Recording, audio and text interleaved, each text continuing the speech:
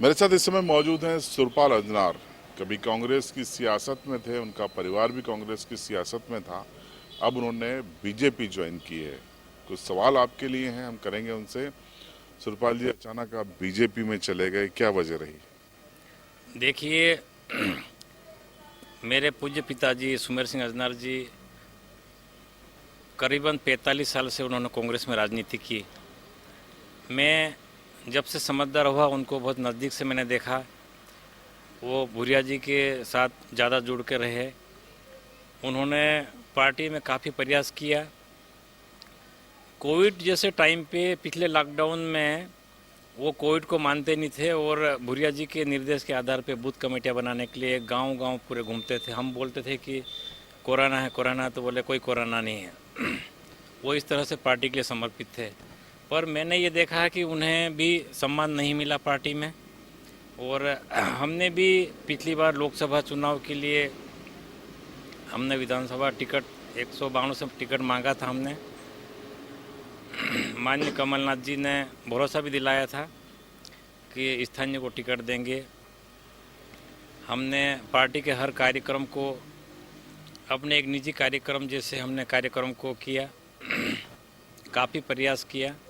कमलनाथ जी की योजनाओं का प्रचार हमने घर घर मोहल्ले मोहल्ले हमने पोस्टर लगाए। अभी हमारे साथ में अभी इंदर भाई आके बैठे थे। इंदर भाई ने भी यही चीज़ बोली कि इतना प्रचार तो कोई ने नहीं किया होगा जो आपने झोपड़ी झोपड़ी कमलनाथ जी की योजनाओं का प्रचार किया। लेकिन मैंने एक चीज़ ये देखी कि कांग्रेस के अंदर कोई जिला लेवल पे, प्रदेश लेवल पे कोई आकलन करता नहीं है। यहाँ पे पार्टी हित में कोई काम कर रहा है उसको शाबाशी देने वाला भी कोई नहीं है। और मैं बाद में टिकट नहीं होने पे मैं निर्दलीय चुनाव लड़ा।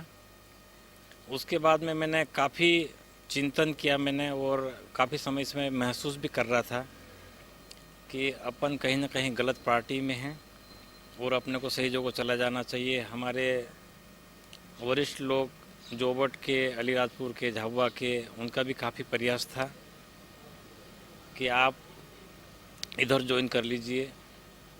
मैंने काफ़ी चिंतन किया। उसके बाद में मैंने माननीय मुख्यमंत्री जी के समक्ष भाजपा ज्वाइन करने के लिए मैंने निर्णय लिया। और हमारे जिया जी हमारे लगते हैं वन मंत्री जी नागर सिंह चौहान जी, उनकी भी काफ़ी इच्छा थी। उनके साथ में हम मुख्यमंत्री जी के गृहग्राम में उज्जैन में जाके हमने पार्टी ज्वाइन की। और हमें बहुत कंफर्टेबल महसूस हो रहा है, बहुत खुशी है। तो बीजेपी में आपको क्या अच्छा लगा जिसकी वजह से आपने बीजेपी को चुना? मैं जब से मैंने चिंतन मंथन किया, जब से मैं रेगुलर न्यूज़ भी देख रहा हूँ, पेपर भी पढ़ रहा हूँ, माननीय नरेंद्र मोदी जी की जो योजनाएं हैं, निचले स्तर तक गरीब लोगों की जो योजनाएं हैं, पीएम आवास हो गया, आयुष्मान कार्ड, आयुष्मान वाला कार्ड जो हो गया है वो, मतलब और ये जो अपने निःशुल्क जो राशन मिल रहा है उसमें निष्पक्ष रूप से किसी भी वर्ग को न छाड़ते हुए सभी के लिए वो फ़ायदा पहुंचाते हैं। और अभी पिछली बार हम ये हमारे पास में गुड़ा गांव के पटेल साहब, अमर सिंह पटेल अभी सरपंच हैं, हम उनका इलाज करवाने के लिए उनके हार्ट में प्रॉब्लम थी, हम बड़ौदा लेके गए।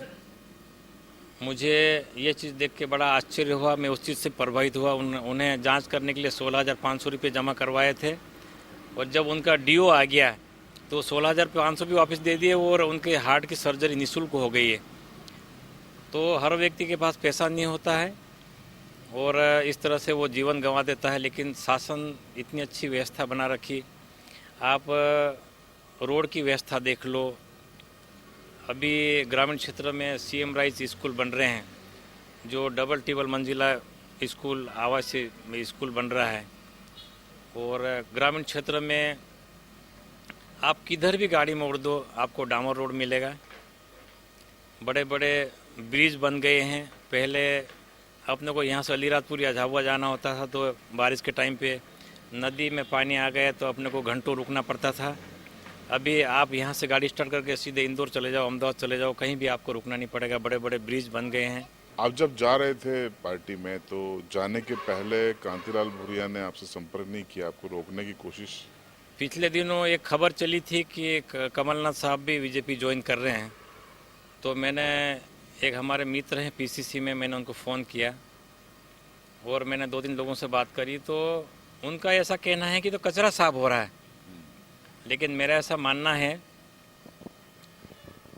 कि मुकेश भाई अंबानी जी के यहाँ पे जो उनका निवास बिल्डिंग बना हुआ है, और पूरे निवास बिल्डिंग में वो खुद भी रहते हैं और उनके स्टाफ के लोग भी वहाँ रहते हैं, और वहाँ जो रोज़ाना जो कचरा निकलता है उस कचरे से वो पूरे बिल्डिंग की बिजली उत्पादन करते हैं।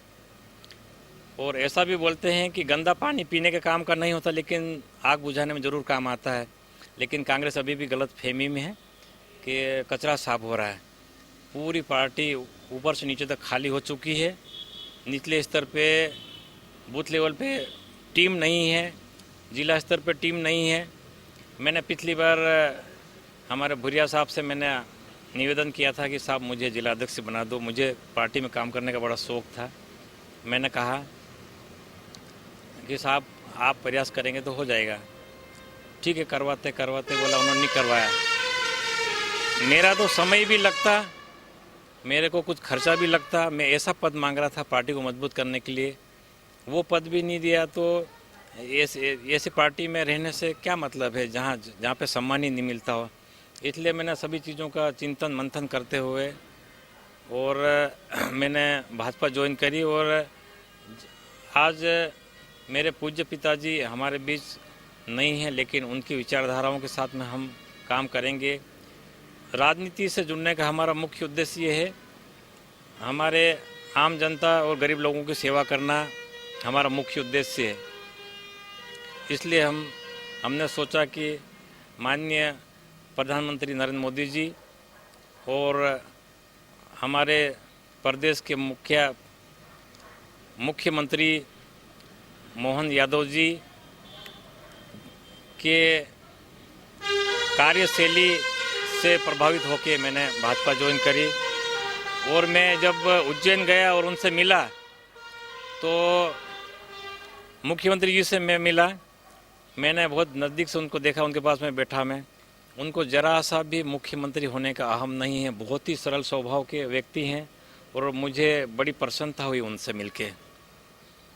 तो ये थे सुरपाल अजनार, अब बीजेपी के नेता हैं और बता रहे हैं कि उन्होंने क्यों बीजेपी ज्वाइन की है। इस इंटरव्यू पर आपकी राय कमेंट बॉक्स में ज़रूर बताएं।